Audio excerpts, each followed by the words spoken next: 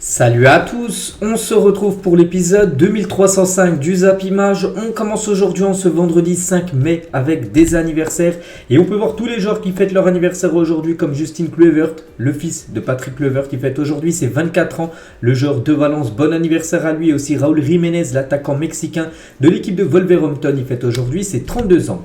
On va parler maintenant de tout ce qui s'est passé lors de la soirée d'hier soir. On commence tout d'abord en Angleterre. Il y avait une affiche hier, une belle affiche, Brighton contre l'équipe de Manchester United.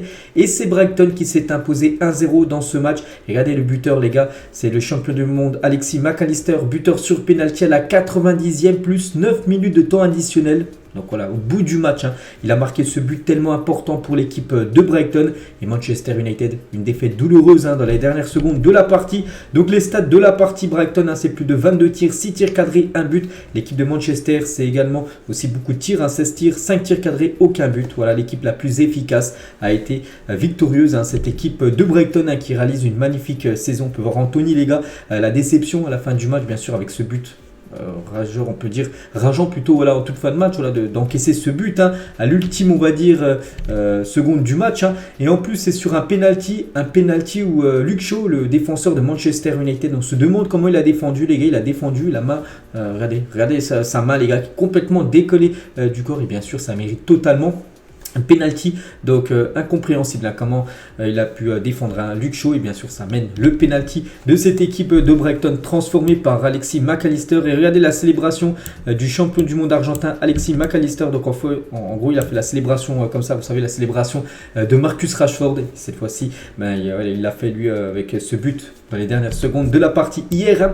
Et avec cette victoire importante, Brighton se retrouve 6ème de la Première Ligue, place qualificative pour l'Europa League, et peut se permettre d'y croire jusqu'au bout. Bon, pour arracher la Ligue des Champions, ça va être compliqué, mais voilà, pour l'Europa League, c'est jouable pour l'équipe de Brighton. Ce serait une énorme performance de finir quand même dans une place qualificative saison prochaine, quand on sait les grosses équipes qu'il y a du côté de l'Angleterre.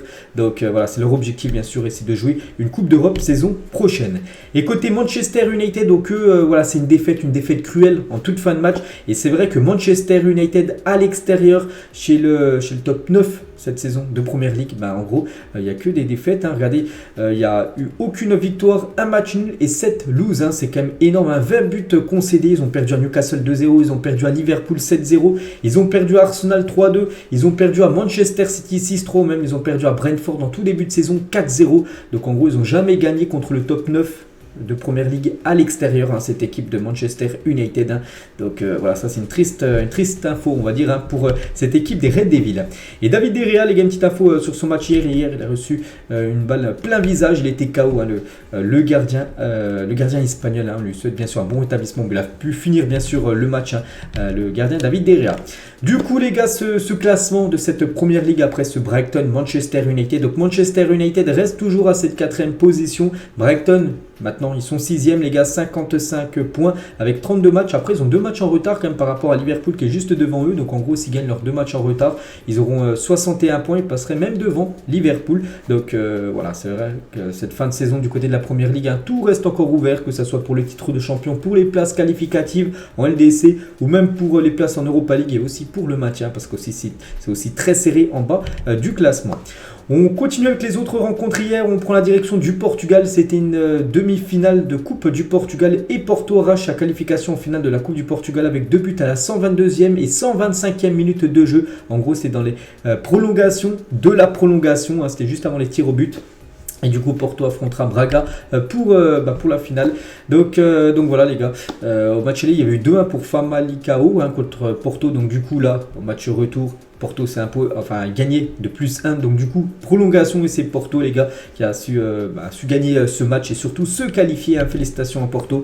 Donc la finale, ça sera Porto contre Braga. Le match est prévu le 4 juin prochain. Donc on est le 5 mai. Donc dans un mois, un peu moins d'un mois. Les gars, à 18h, ça sera la finale de la Coupe du Portugal. Direction l'Espagne, il y a aussi quelques rencontres de Liga. Tout d'abord, le FC Séville contre l'Espagnol Barcelone. Et c'est le FC Séville qui s'est imposé 3-2 dans ce match avec un but inscrit en toute fin de match à la 90e minute de jeu par Pape Gueye, vous savez, ce joueur de l'OM a prêté cette saison à l'équipe de Séville les gars, donc il a offert tout simplement cette victoire à Séville. C'est son premier but du côté de Séville pour le joueur sénégalais. Il y a aussi Gérone contre Mallorca, score final 2-1 pour l'équipe de Gérone, et le buteur vedette du côté de Gérone, les gars, qu'on parle beaucoup actuellement. Castellanos, de nouveau buteur. Donc sur ces 4 derniers matchs, on peut voir à chaque fois qu'il a été buteur, 13 buts pour sa première saison en Liga. C'est fort pour cet attaquant argentin, Castellanos. On peut voir où il avait marqué 4 buts lors d'un même match. C'était bien contre le Real Madrid. Donc il en a inscrit 5, 6, 7 buts, les gars, sur ces 4 derniers matchs. Pas mal, bien sûr, même très très bien pour cet attaquant Castellanos. Il y avait aussi Bilbao contre le Betis Séville. Et c'est le Betis Séville qui a été plus efficace que l'équipe de Bilbao. Pourquoi? Parce que le Betis Séville, c'est 2 tirs cadrés, 1 but, alors que c'est l'équipe de Bilbao, les gars, c'est 6 tirs cadrés, aucun but. Donc voilà, Séville a fait la très bonne opération, bien sûr, à cette équipe du Betis. Et il y avait aussi le Rayo Vallecano qui s'est imposé il y a quelques jours chez eux, 2-1 contre le Barça. Donc c'est le même résultat, cette fois-ci contre Valladolid, cette équipe du Rayo Vallecano, une équipe vraiment très performante à domicile. Du coup, le classement, donc le Barça, quasiment sacré champion d'Espagne. N'oubliez pas que là, ce week-end, on est vendredi, donc demain après-demain, il n'y a pas de match de Liga. La prochaine journée de Liga, ça sera le week-end prochain, vu que demain, il y a la finale de la Coupe du Roi. Il y a seulement ce match, on va dire, en Espagne. Donc voilà, donc le Barça, la semaine prochaine, normalement, s'ils prennent juste un point à l'Espagnol Barcelone, ils seront champions. Donc l'Atlético, maintenant, dauphin du Barça, le Real 3e, la Real Sociedad 4e. Donc voilà, on peut voir par exemple, il y a Séville avec leur victoire 3-2, ils sont toujours loin au classement, ils sont 11e. N'oubliez pas que cette équipe est qualifiée en demi-finale d'Europa League. On prend la direction de l'Italie et on va parler bien évidemment de Naples. Le point du bonheur. Donc Naples hier a fait un partout contre Udinese. Ils perdaient 1-0. Ils ont égalisé grâce à Victor Osimhen. Je l'ai dit, s'il faisait au moins match nul, juste un point, ça suffisait pour être champion d'Italie. Ça y est les gars, c'est chose faite pour l'équipe de Naples. Donc tout d'abord les stats de la partie. Donc ça a été un match quasiment kiff-kiff. Regardez, il n'y a eu pas beaucoup de tirs, seulement 7 tirs pour les deux équipes. 3 tirs cadrés Udinese, 4 tirs cadrés côté Naples. Donc du coup 1-1, mais ça suffit pour Naples, pour leur bonheur suprême de remporter ce Scudetto. Mais avant de parler bien sûr de ce Scudetto remporté, on va parler d'Osimhen parce qu'il a été buteur et c'est un record. Victor Osimhen devient le meilleur buteur africain sur une saison de Serie A avec 22 buts pour Victor Osimhen.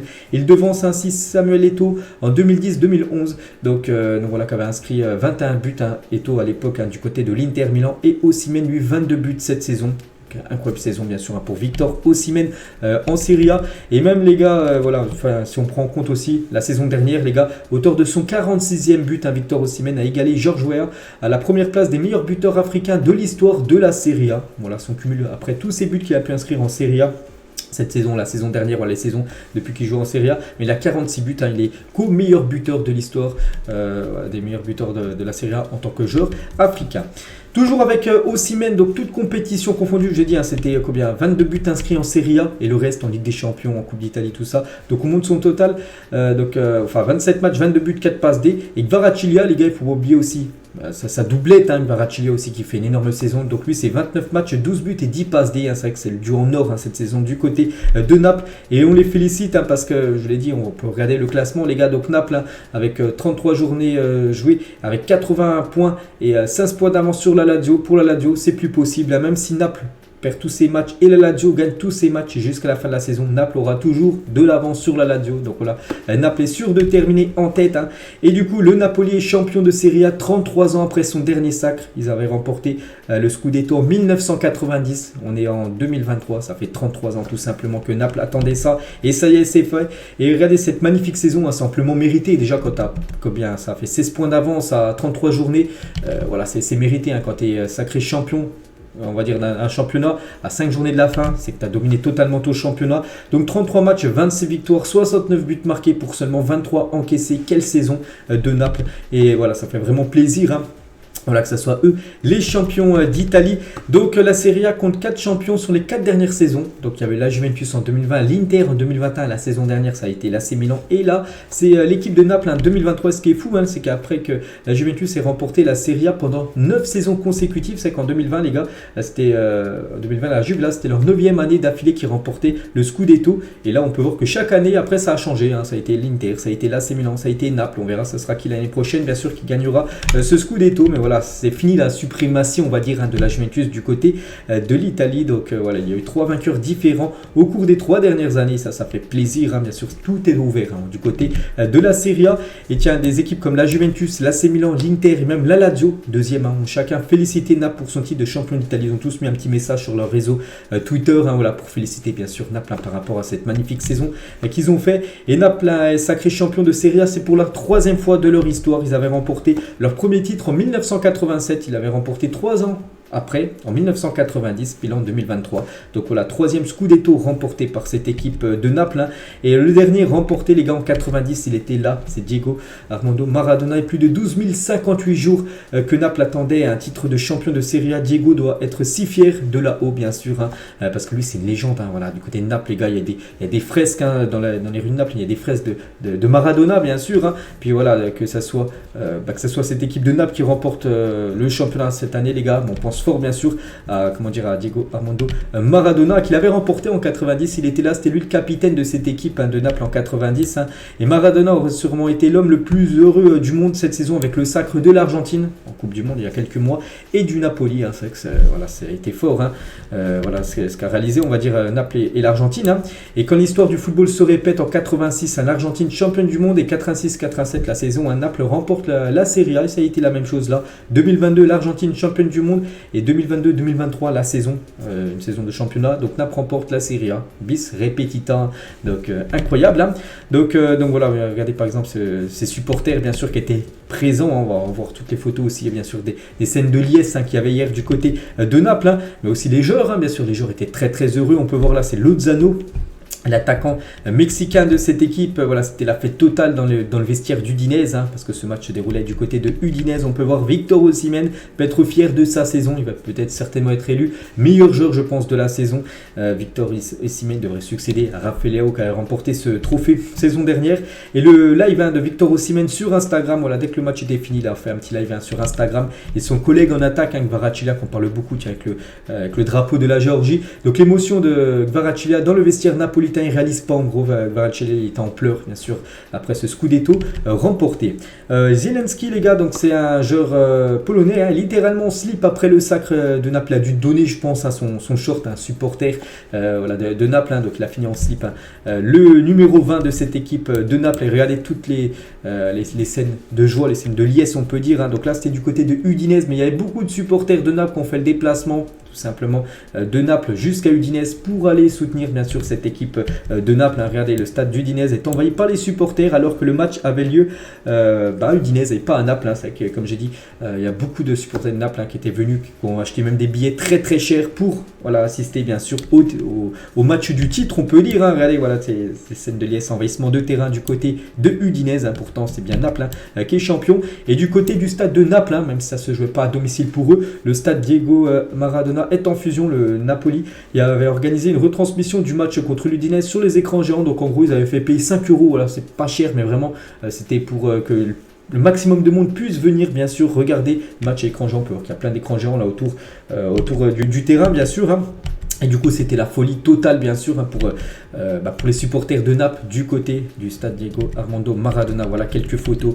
Ça fait plaisir pour cette équipe, parce que ça fait comme 33 ans qu'ils attendaient de remporter un championnat. Ils l'ont remporté. Et du côté de Naples, une ville qui vit football. Donc, incroyable image de Naples vue du ciel. Donc, c'est une vidéo. Bon, je ne peux pas vous montrer la vidéo, mais en gros, c'est la ville de Naples. On peut voir plein de feux d'artifice partout. Je ne sais pas si vous voyez à chaque fois des petites boules des petits ronds de lumière. Mais en gros, c'est des feux d'artifice. Il y avait des feux d'artifice partout hier. À la fin de la rencontre, c'était fou hier du côté de Naples. Donc voilà, on est vraiment très content pour cette équipe et c'est amplement mérité leur titre de champion d'Italie. Ils ont été tout simplement au-dessus de toutes les autres équipes. On continue, les gars, cet épisode aujourd'hui. Aujourd'hui, il y a du football. On est vendredi et 2 matchs, les gars, en Bundesliga. Le Bayer Leverkusen contre Cologne et Mayence contre Schalke 04. Il y a aussi une affiche du côté de Eredivisie. Pas de match en Ligue 1, pas de match en Première Ligue, pas de match en Serie A. Donc voilà, ça reprendra demain dans les autres championnat. On va parler maintenant de quelques infos mercato. On est quand même le 5 mai, on ne dit pas que le 30 juin, les gars, il y a beaucoup de joueurs qui seront en fin de contrat, il y a l'ouverture du mercato, donc voilà, il y a de plus en plus d'infos. Et on commence avec Aubameyang. Le départ d'Aubameyang vers le FC Barcelone, l'Atlético de Madrid ou l'AC Milan dépend de sa libération par Chelsea. Aucun de ces clubs ne souhaite payer l'indemnité de transfert pour l'attaquant. Chelsea pour envisager cette option. Donc en gros pour qu'Aubameyang quitte cette équipe de Chelsea, qu'il aille, je sais pas, du côté de Milan ou au Barça, il faudrait qu'il arrive en tant qu'agent libre, c'est-à-dire en tant que joueur qui n'a pas de contrat, parce qu'en gros ces clubs-là ne veulent pas payer un montant pour s'offrir Aubameyang, qui joue jamais du côté de Chelsea. Donc voilà, Chelsea devrait résilier le contrat d'Aubameyang pour qu'il puisse quitter le club. On va parler de Sofiane Amrabat, est ciblé par le Barça pour le poste de milieu défensif. Sa venue n'est pas liée à Busquets, le club catalan espère l'avoir pour un prix raisonnable car il sera à un an de la fin de son contrat en juin prochain, en juin 2024, c'est la fin de son contrat à la Fiorentina. Et l'équipe du Barça, les gars, qui avait déjà été énormément intéressés, je me souviens, il y a quelques semaines lors du mercato hivernal, pourrait revenir à la charge pour essayer de s'offrir le milieu marocain. Kevin Danso, défenseur autrichien de l'équipe de Lens, qui réalise une très bonne saison, magnifique saison, serait en bonne position dans la liste des successeurs à Kim Min-jae au Napoli. Kim Min-jae, le défenseur coréen, avec la magnifique saison qu'il vient de faire, là, en plus avec le titre de champion. Donc il y a des chances qu'il quitte cette équipe de Naples pour le remplacer. Donc du côté de Naples, il pense à Danso. Donc l'Inter Milan verrait aussi l'Autrichien comme un remplaçant idéal à Milan Skriniar, qui devrait lui aussi quitter le club pour aller au PSG. Des nouvelles de Zlatan, les gars, qui est en fin de contrat en fin de saison et il ne veut pas raccrocher. Il est même sur le point de signer un nouveau contrat, mais dans une autre équipe à Monza, les gars. Monza pour être le futur club de Zlatan Ibrahimovic. N'oubliez pas qu'il a 41 ans, Zlatan. Le pourcentage de chance qu'il y signe est même supérieur à 90%. Donc en gros, il y a de fortes chances que Zlatan signe du côté de Monza. On va parler de Léo Messi qui serait prêt à diviser son salaire par 3 pour revenir au Barça cet été. On sait que Messi, là, on va encore en parler tout à l'heure, Messi, c'est la rupture totale avec le PSG. On sait qu'il va quitter Paris, maintenant c'est sûr et certain. Donc voilà, son retour au Barça peut se faire. Il est même prêt à descendre largement son salaire, même à diviser par 3 son salaire pour retourner du côté du FC Barcelone. On va parler de Neymar, les gars, cette fois-ci. Neymar, j'ai dit aussi, lui, pas sûr aussi qu'il reste. Et Neymar pourrait quitter le Paris Saint-Germain cet été. En effet, le joueur plutôt, parce qu'il est plus trop jeune, dans le football, ne ferme plus autant la porte à un départ. Le PSG espère pouvoir trouver une solution après, avec option d'achat pourrait convenir aux dirigeants parisiens. C'est vrai que c'est compliqué de vendre directement des marques, mais pourquoi pas un prêt. Un prêt, ça peut être réalisable, que ce soit pour le PSG, bien sûr, si l'autre club prend une grande partie le salaire de Neymar. Et c'est l'équipe de Newcastle, les gars, qui est très intéressée par le profil de Neymar. Le Brésilien est poussé vers la sortie par le PSG. Pourquoi pas, ça Newcastle, c'est que Newcastle maintenant, ils se sont fait une place quand même dans le football anglais, ils sont quand même sur le podium ou quatrième, bon bref, ils vont certainement jouer la Ligue des Champions, je crois, non, ils sont troisième, parce que c'est bien Manchester United qui est quatrième, donc voilà, il y a de fortes chances qu'ils jouent la Ligue des Champions, et pourquoi pas, Newcastle pour Neymar, et voir Neymar en première ligue, ça peut être pas mal, donc on verra les gars, pas sûr vraiment qu'il reste du côté de Paris, après tout ce qui s'est passé là ces derniers jours pour Neymar. Léo Messi, donc ça on a parlé les gars, qu'il était prêt à revenir, enfin diviser son salaire par 3, et aussi les clubs les gars intéressés par Léo Messi. Donc j'ai dit, il y a le Barça, il y a aussi l'Inter Miami et aussi l'équipe de Al Hilal. Bon après Al Hilal les gars, il diviserait pas son salaire par 3 et même il multiplierait son salaire quasiment par 10. Ce qui touche au PSG s'il venait à signer du côté de Al Hilal. Il y a toujours bien sûr aussi la rumeur Inter Miami. Après à choisir les gars, pour moi j'espère qu'il aille du côté du Barça. Je préfère qu'il continue encore en Europe. Léo Messi. On va parler d'un autre Argentin, c'est Alexis McAllister. Liverpool s'active en coulisses pour recruter Alexis McAllister, buteur hier, jeudi contre Manchester United. Et il devrait quitter, d'après Fabrizio Romano, son équipe à de Brighton, surtout qu'il a une grosse valeur marchande après la Coupe du Monde remportée, après la belle saison qu'il fait avec Brighton. Et c'est Liverpool, les gars, qui s'intéresse fortement à son profil.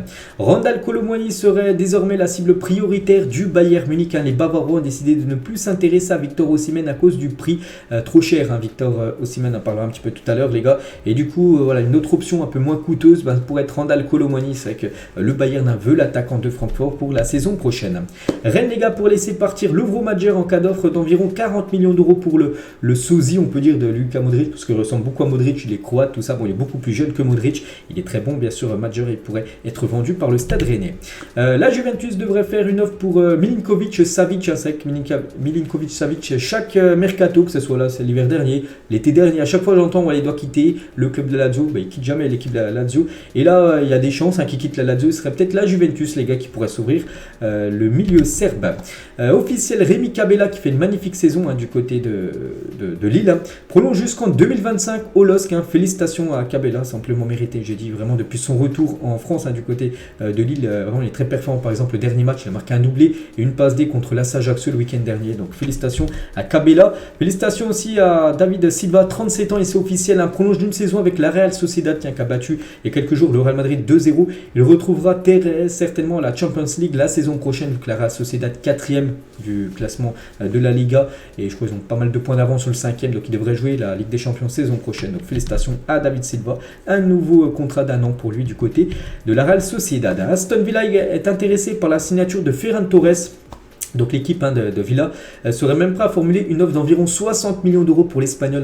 Moi ça me pique un peu les yeux, 60 millions d'euros pour Ferran Torres. Je trouve quand même que si vraiment l'offre est officielle 60 millions, je pense que Xavi, Laporta, tout ça, du côté du Barça, le vendront directement. Je trouve quand même que c'est beaucoup d'argent. Je ne suis pas sûr qu'il vaut autant d'argent, bien sûr, Ferran Torres. Donc voilà, il pourrait bien sûr être vendu par l'équipe Blaugrana. Jude Bellingham et le Real ont quasiment trouvé un accord sur des conditions personnelles à l'anglais. Va signer un contrat de 5 ans. Le Real Madrid veut boucler le transfert ce mois-ci d'après Fabrizio Romano au mois de mai. Donc avant la fin du mois, là, ça devrait être officiel, les gars. Jude Bellingham a choisi de jouer plutôt du côté du Real que du côté de City parce que City le voulait. Donc voilà, c'est imminent, ça sera le gros transfert certainement du mercato 2023 bien sûr, de l'arrivée de Jude Bellingham qui devrait être aux alentours des 120 millions d'euros. Officiel, Akliouche prolonge jusqu'en 2026 du côté de l'AS Monaco. Là c'est un jeune joueur, je ne sais même pas s'il a plus de 20 ans ce joueur, les gars, il prolonge l'aventure du côté de la Côte d'Azur. Officiel, Yohan Wissa, ancien joueur de Lorient, prolonge jusqu'en 2026 du côté de Brentford. Félicitations à lui pour sa prolongation de contrat. On va parler de Victor Osimhen, on a parlé tout à l'heure les gars, j'avais dit avec Colomani tout ça, c'est que le Bayern ne signera pas Victor Osimhen. Son prix est jugé excessif en gros. Naples en plus avec la saison qu'il vient de faire, j'ai dit un meilleur buteur de la Serie A, Naples en demande 150 millions d'euros et c'est pour ça que pour le Bayern les gars, 150 millions d'euros c'est trop cher, même s'ils le veulent c'est pas possible 150 millions, c'est pour ça qu'ils se retournent plutôt vers Colomani qui coûte aux alentours des 100 millions d'euros, c'est comme 50 millions d'euros de moins que Victor Osimhen. N'oubliez pas que le PSG les gars toujours intéressé, mais lui son rêve c'est d'évoluer du côté de la première ligue. Gourvenec les gars est aperçu hier à Francis Leblé, donc c'était avant-hier lors du match Brest-Nantes. Pour rappel, Antoine Comboiré est sur la sellette en gros, il pourrait peut-être remplacer Comboiré sur le banc nantais.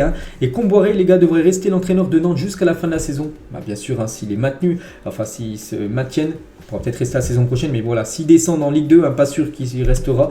Bref, on sera en Ligue 1 le 4 juin, a déclaré le coach des Canaries hier soir, après la défaite contre Brest. On verra les gars, s'il venait à se faire licencier, ça pourrait être Gourvenec, bien sûr, qui pourrait le remplacer. Et concernant Nantes les gars, qui a joué il y a 6 jours la finale de la Coupe de France perdue, ils ont perdu aussi contre Brest, un match ultra important avant-hier. Regardez leurs 5 derniers matchs, ils vont jouer Strasbourg, ils vont jouer Toulouse, l'équipe qui les a battus en finale, Montpellier, Lille et Angers lors de la dernière journée. Donc voilà, ils jouent comme des concurrents directs, il y a Strasbourg, il y a Toulouse qui est bon, il y a Brest, mais Toulouse sont juste au-dessus, donc ils vont devoir prendre des points à Nantes, bien sûr, sinon ça sera la relégation pour eux. Et toujours avec cette équipe de Nantes, la plupart des joueurs du FC Nantes verront leur salaire descendre à 15 000 euros mensuels en cas de relégation en Ligue 2 pour motiver encore plus ces joueurs. Kita a également mis en place une prime de maintien. Voilà, s'ils arrivent à se maintenir, ils auront tous une petite prime, ces joueurs nantais. Donc voilà, on verra après, bien sûr. Comme j'ai dit, les gars, il y a eux qui sont dans la zone rouge, Strasbourg, Auxerre et Brest. Voilà, sur ces 4 équipes-là, il y en a déjà 3 qui descendent. Ajaccio, qui est Angers et 3. Et une de ces 4 équipes-là devrait aussi accompagner les 3 autres en Ligue 2 saison prochaine. On va parler de Neymar les gars, mais pas par rapport au mercato, mais par rapport, vous savez, quand il y a eu les supporters du PSG qui sont venus devant Neymar, enfin devant chez lui. Donc les joueurs du PSG n'ont dans l'ensemble pas apprécié les insultes devant le domicile de Neymar. Les Parisiens avaient réfléchi à exprimer leur mécontentement sur ce point, mais aucune décision n'a été prise. Le président du CUP, les gars, se désolidarise des actions devant le domicile de Neymar. Donc c'est lui, les gars, c'est Romain Mabille, c'est tout simplement le président du collectif Ultra Paris sur l'assaut de supporters parisiens devant le domicile de Neymar. Il a dit: je ne cautionne pas ce qui s'est passé. Ce n'est pas une action du CUP, donc du collectif Ultra Paris. Le groupe ne revendique pas ceci et on n'est pas à l'origine de tout ça. C'était évitable, c'est sûr et certain. En bas de chez lui, ce n'est pas la meilleure des idées. Messi va partir et on veut juste faire comprendre à Neymar que ce serait bien qu'il quitte le club aussi. Voilà ce que dit le président des supporters parisiens, dit que voilà, il veut aussi que Neymar quitte l'équipe du Paris Saint-Germain. On ne veut pas faire de mal à Neymar, on veut juste qu'il fasse le reste de sa carrière loin de Paris. On veut passer à une autre ère. Il fait partie d'une époque où les joueurs font ce qu'ils veulent. On veut passer à autre chose, écrire une nouvelle page avec des joueurs qui ont envie. Voilà ce qu'il a pu dire. Puis voilà. Donc voilà, du côté du PSG les gars, donc Messi va quitter le le PSG et Neymar, les gars. J'ai parlé tout à l'heure peut-être avec l'équipe de Newcastle qui sera intéressée. Voilà, les supporters aussi du Paris Saint-Germain ne veulent plus de Neymar pour la saison prochaine. En gros, les supporters veulent une nouvelle ère du côté de ce club. Et toujours avec Neymar, les gars, donc le maire de Bougival dans 78, se paie Neymar. Bougival, c'est où habite Neymar. Une fois de plus avec Neymar, la ville est prise en otage pour des faits qui n'ont rien à voir avec elle. Je ne comprends pas que le football se transforme en règlement de compte ailleurs que sur un terrain de football. En gros, voilà ce qu'a dit le maire de Bougival par rapport aux perturbations qu'il y a eu, j'ai dit, avec tous ces supporters qui sont allés devant chez Neymar, lui dire Neymar, casse-toi. On va parler d'un joueur du PSG prêté à la Juventus Turin, c'est Leandro Paredes et veut rester à la Juventus. Je suis très heureux. Il y a des discussions en cours, on va de l'avant ensemble. Je suis heureux à Turin, ma famille aussi. On espère donc rester à la Juventus et ne pas revenir à Paris. Je pense que du côté du PSG, ils ne veulent pas aussi du retour de Paredes. Donc voilà, ce serait bien que la Juve lève l'option d'achat tout simplement de Paredes pour qu'il appartienne à la Juventus Turin. Avec 110 buts sous le maillot de l'Atlético Madrid en Liga, Antoine Griezmann est devenu, donc c'est avant-hier, le 4e meilleur buteur de l'histoire de cette équipe de l'Atlético en championnat. Félicitations bien sûr à Griezmann, légende pour moi du côté des Colchoneros. On va parler du prochain match du PSG, c'est contre l'équipe de Troyes, c'est après-demain à 20h45. Hugo Ekitike, le jeune Warren Zaïre-Emery, devrait être dans le 11 de départ de ce match contre Troyes, vu qu'il y aura pas mal d'absents. Il y a des joueurs qui sont comme Messi qui ne sera pas là les prochains matchs. Neymar n'est pas là aussi en attaque, donc voilà, il y a pas mal d'absents. C'est pour ça qu'Hugo Ekitike et aussi le jeune Warren Zaïre-Emery devrait commencer à titulaire. Todd Boehly, le propriétaire de Chelsea, les gars, sur les difficultés de Chelsea. Les fans sont exigeants et ils veulent gagner. Nous voulons gagner, nous aussi, c'est notre objectif. Et nous avons une vision à long terme. Nous allons régler ce problème et voilà, remettre Chelsea sur les bons rails. Parce qu'actuellement, Chelsea, on peut dire, a déraillé. Regardez, ils sont quand même, je crois, 11 ou 12e du classement de la Première Ligue. C'est une catastrophe, bien sûr, pour cette équipe qui ne jouera pas à la Coupe d'Europe saison prochaine. Et toujours avec Chelsea, les gars, on va parler d'Edouard Mendy. N'a plus joué avec Chelsea depuis le 12 novembre dernier. On est quand même au mois de mai, je ne sais pas si vous vous rendez compte. À cause notamment d'une blessure à l'épaule. Et depuis Kepa lui est passé devant l'international sénégalais et cantonné au rôle de numéro 2. Alors qu'il avait fait une saison 2020-2021 exceptionnelle. Quel club pourrait le relancer pour qu'on retrouve le vrai soldat Edouard? On ne sait pas. Mais voilà, c'est vrai que je pense qu'il sera vendu comme par cette équipe de Chelsea. Surtout que Chelsea vise un gardien. Il vise André Onana, le gardien de l'Inter. Donc voilà, il ne pourra pas avoir Mendy, Onana et Kepa. Il y en aura bien un au moins qui quittera le club. Et on pense bien sûr à Mendy, les gars. Et c'est vrai, quand on pense à la saison qu'il a fait avec Chelsea, il y a 2 ans en Ligue des Champions, quand ils ont remporté la compétition, on le voit actuellement sur le banc des remplaçants. C'est quand même incroyable. Cette trajectoire, on va dire, bizarre pour le gardien sénégalais. On va parler d'une info officielle. Et Manchester City, via le City Football Group, achète 90% des parts de l'Esporte Club Bahia, donc un club de première division brésilienne. Soudé en février, 98% des supporters avaient voté en faveur du rachat du club par les propriétaires émiratis. Donc voilà, les gars, Manchester City, surtout le City Football Group, qui a pas mal d'équipes comme Manchester City, comme l'équipe de Troyes, comme le New York City ou comme une équipe en Australie, je crois que c'est d'être Melbourne. Donc ils achètent un nouveau club, les gars. C'est cette équipe brésilienne Bahia, les gars, qui devient un nouveau club du City Football Group. Erling Haaland, les gars. L'attaquant, bien sûr, norvégien, regardez ce qu'il a, sa dernière photo Instagram, le 3L5, bien sûr, par rapport à ses 35 buts inscrits du côté de la Première Ligue et le record de buts par championnat. Donc Haaland, c'est lui qui a le record du côté de la Première Ligue, 35 buts. Du côté de la Série A, les gars, il y a Immobilier, Higuaín et Rossetti, 36 buts ils avaient inscrits ces trois-là lors d'une saison. Donc c'est un record du côté de l'Italie. Alors Bundesliga, les gars, c'est Lewandowski, 41 buts. Lewandowski, pourtant, il y a quand même des matchs en moins vu qu'il y a seulement 18 équipes en Bundesliga. En Liga, les gars, c'est toujours Scott Blar, 44 buts sur une saison de Liga. Et en Liga, c'est Léo Messi qui avait inscrit 50 buts lors d'une saison de Liga. En championnat, je vous parle à chaque fois. Donc voilà, les meilleurs buteurs, bien sûr. Et là, le dernier en date, c'est bien sûr Haaland qui a mis son nom par rapport à toutes ces légendes. Et Haaland, c'est 35 buts en Première Ligue, et sinon son total à 51 buts cette saison. Si on rajoute la Ligue des Champions, il a inscrit beaucoup de buts, c'est le meilleur buteur actuellement de la LDC. Si on rajoute la FA Cup, tout ça en plus, donc 51 buts en 45 matchs pour Erling Haaland. Ensuite, les gars, le meilleur buteur, c'est bien Kylian Mbappé. Donc en 38 matchs, il a marqué 35 buts. Après, on peut voir tous les autres joueurs qui ont marqué le plus de buts. On peut voir comme la domination nette quand même de Erling Haaland. C'est pour ça que pour moi, les gars, c'est un favori pour remporter le Ballon d'Or, Erling Haaland. Et Aymeric Laporte, les gars, sur Haaland, il a dit, il est impressionnant, ce mec n'a pas de limite. limite, hein. Sa condition physique est incroyable. À part ça, il est très humble. C'est un bon gars. Dans le vestiaire, on l'aime beaucoup. C'est bon pour l'équipe et pour lui. Voilà, d'avoir un joueur comme ça, bien sûr, hein, du côté de City. C'est voilà, un atout énorme, hein, bien sûr. Hein. C'est pour ça que City, cette année, est vraiment armé pour remporter sa première LDC. Et toujours avec City, je dis hier, hein, qu'ils avaient atteint les 1000 buts inscrits, toutes compétitions confondues. Sous Pep Guardiola mercredi, hein, j'avais dit, en 404 matchs. Hein. Donc c'est le total le plus rapide en première ligue. Donc Guardiola, je vous ai dit, hein, 404 matchs, 1000 buts. Donc Arsène Wenger, les gars, pour inscrire, enfin, c'était le coach de Arsenal, pour inscrire 1000 buts avec son équipe, il lui a fallu 554 matchs. Voir la différence avec Guardiola et Ferguson, 601 matchs pour que son équipe inscrive 1000 buts, alors que Guardiola seulement 404 matchs. C'est quand même quasiment 200 matchs de moins que Sir Alex Ferguson. Toujours tiens du côté de la première ligue, les nommés pour le titre d'entraîneur du mois en première ligue. On a le choix entre Emery, Guardiola, Hudson, Howe et O'Neill. Donc lequel sera élu? Je pense Guardiola, hein, avec ce qu'il vient de faire là. Je crois qu'il reste sur 9 victoires d'affilée, hein, l'équipe de City en première ligue. Donc je pense que ça sera Guardiola, hein, qui a tout gagné. Et les nommés pour le titre du joueur du mois en première ligue, De Bruyne, Eze, Haaland, Isaac, Jota, Watkins et Wilson.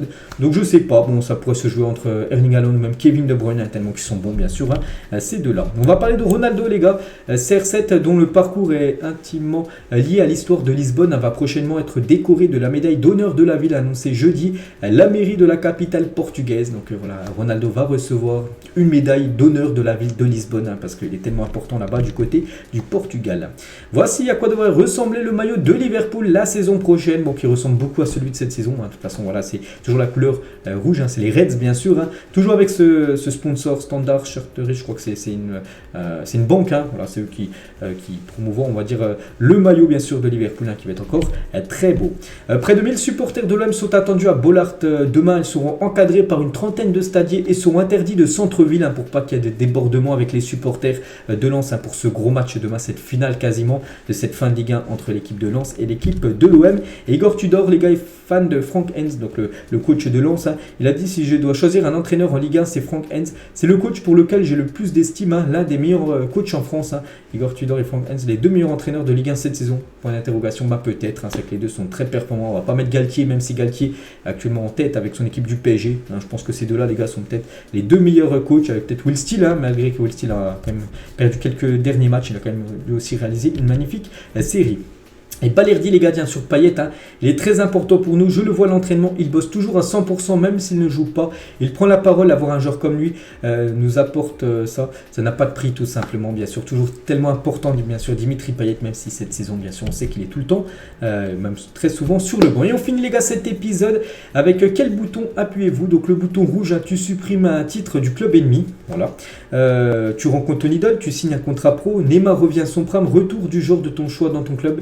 Ton club de cœur gagne la LDC ou CR7 gagne la Coupe du Monde. Quel bouton tu t'appuies? Donc moi j'appuie sur le bouton jaune, hein. Voilà, tu signes un contrat pro, c'est-à-dire que je serai footballeur professionnel, j'aurais apprécié, je pense. Donc je partirai moi sur le bouton jaune. N'hésitez pas à mettre quel bouton vous appuyez, hein, en commentaire. Donc voilà, les gars, ce qu'il y a à dire aujourd'hui. J'espère que ça vous a plu. On se retrouve bien sûr cet après-midi pour l'after Zap Image et demain bien sûr, hein, sur cette chaîne, hein, pour le prochain numéro. Bonne journée à vous et à plus tard.